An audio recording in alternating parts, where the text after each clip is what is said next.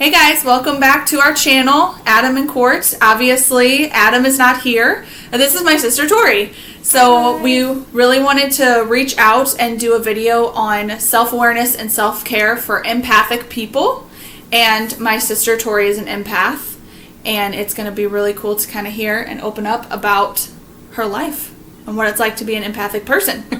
So one of the biggest things that go with empaths, or really just go with self-awareness for empathic people, are recognizing narcissistic people. So we have a whole list of fun stuff about narcissists that we are going to talk about today. And let's start, I guess. So first things first, what is a narcissistic person? A person that thinks very highly of themselves. They need the admiration from other people. They believe they're inferior to others, and they lack empathy of others. They're self-centered, arrogant, manipulative, selfish. I feel like we've dealt with a few people in our lives that have had those traits.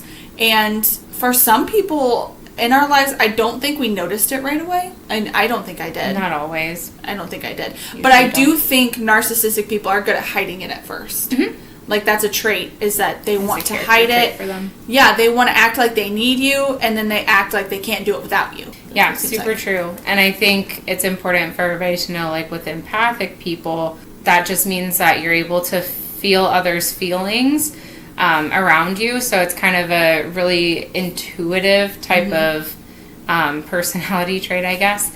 And with narcissists, they definitely suck on to that type of personality because empaths like to give. It makes us feel good. It makes us feel happy to make other people happy. And so we tend to give and give and give. But typically, there's no way to make a narcissist happy. That's just their naturally personality. Unhappy people. Mm-hmm. And so, yeah, it does get difficult, and you do attract those people, so it tends to be more often than not that you are dealing with a narcissistic personality. And I think part of the self-awareness for empaths is, like, recognizing that right off the bat.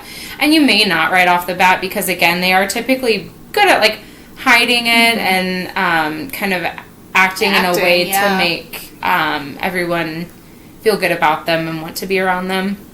And then there's changes, but yeah, it's definitely a big part of self-awareness to be able to kind of like see those types of personality traits coming out so that you know ahead of time, and then knowing what you need to do in order to protect yourself from basically being emotionally exhausted. Emotionally abused. That too, yeah, it can definitely lead to that. And I think it just exhausted is a good word for it. It makes you tired. Sometimes you are just really annoyed or very easily irritable where you're not normally. And so that's something that I've noticed with myself in the times that I've dealt with it before. And something that I'm actually like aware of now, and making sure that like if I am feeling that way, then there's probably a reason, and trying to figure out, like, nail down exactly where that's coming from. Yeah, I think, and you've said before that you kind of absorb that person's feelings. So when it's a narcissistic person, she, as soon as, someone walks through the door that way, she feels that. She absorbs that, and then it kind of brings her down. Absolutely, yeah. That's one of the hard parts of empaths. And I think people who just don't experience it on a daily basis, sometimes they just don't know how it feels, or they can't, like, believe that they can feel that way. But it is. It's a crazy feeling, and I think empaths in and of themselves sometimes don't even know that they're empaths. Yeah. And so they're very emotional all the time, and they aren't realizing that, like, the emotion that you're feeling may not be yours. You're just getting that off of someone else, and learning to, like, separate those and being able to, like, set aside, okay, I'm not sad right now. I'm just feeling that sadness because so-and-so is sad or mad or, stressed. Yeah, don't blame yourself for it because it's another person that you're feeling their feelings. Sure.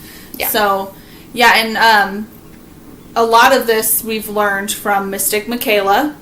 Oh, yes. Yeah, shout out to Mystic Michaela. So she is like an aura reader. And so a lot of what I have learned along my self-awareness journey was from her, and learning the characteristics of people that she sees with different color auras. And so that helped me really kind of put people in my life into categories just based off of what that character trait was. Yep. Just knowing the character traits, I can put the different people in my life into those certain categories, but it helps me be a better person to them, like a better friend, a better sister, a better daughter, just knowing... You know how to handle each person what makes based your on their emotions... traits. It's almost kind of like the zodiac signs to me, where you read about it, you're like, wow, that's totally me. It's kind of like with the colors and the auras. You're like, oh, okay, I'm a red person, I'm a purple person, whatever. I'm an empath, I'm... whatever. Yeah. And it's really cool to learn about. You guys should look her up. She's got Facebook, right? Facebook, Instagram. Yeah. TikTok, too. Yeah, I messaged her on Instagram, and sent a picture, and she gave me an aura reading that was really cool. So, yeah. And it'll shock you, too, because you'll think you're one color, and then she'll say you're another. But then you start realizing, too, like, oh, yeah, I have certain traits of that color. Those traits. Yeah. So, it's really cool to sit down and listen to.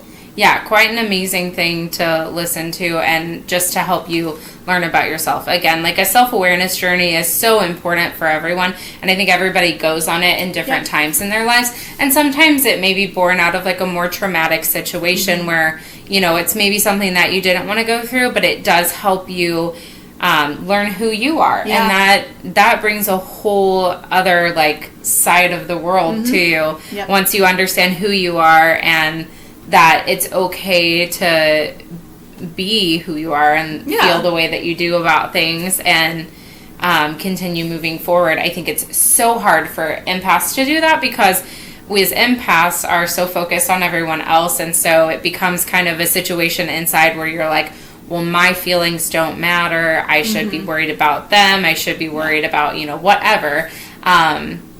But realizing that, your feelings do matter too. Right.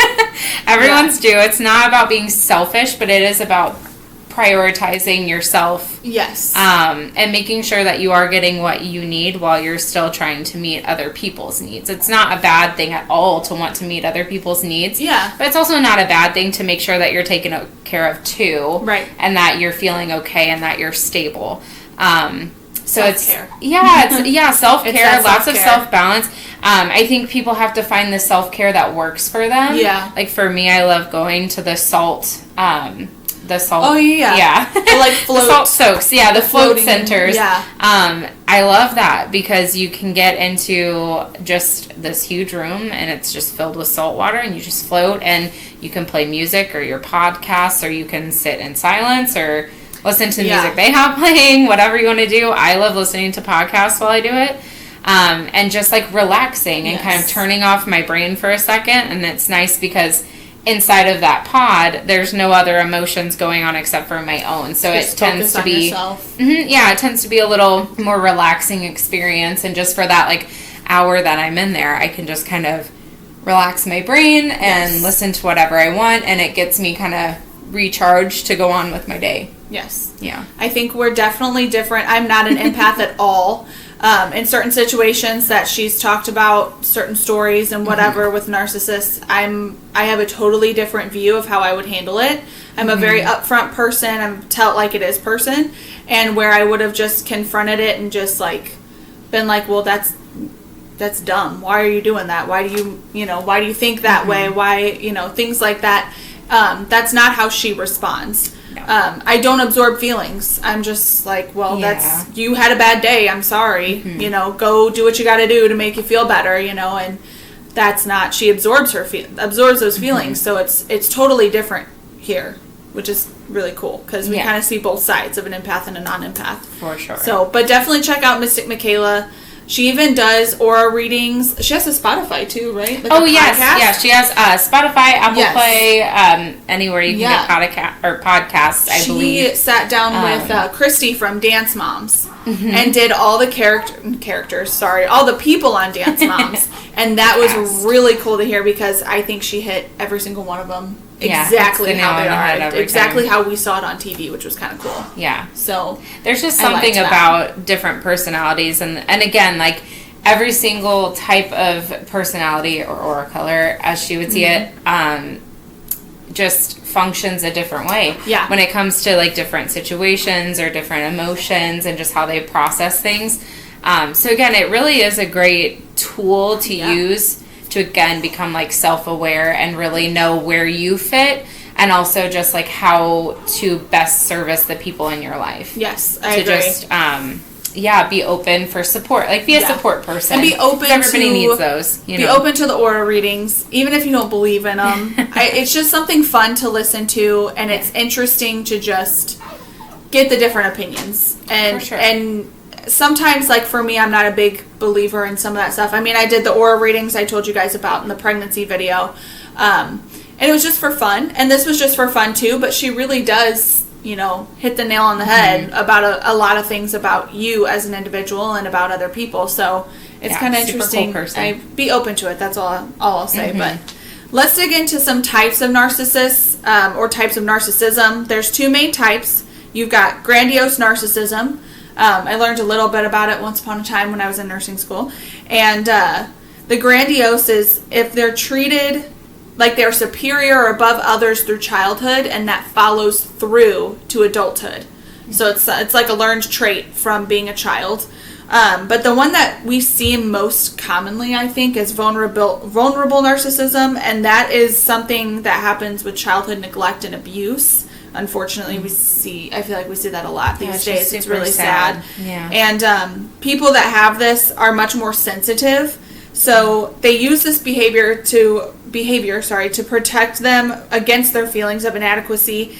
They feel anxious and offended when others don't treat them if they are superior.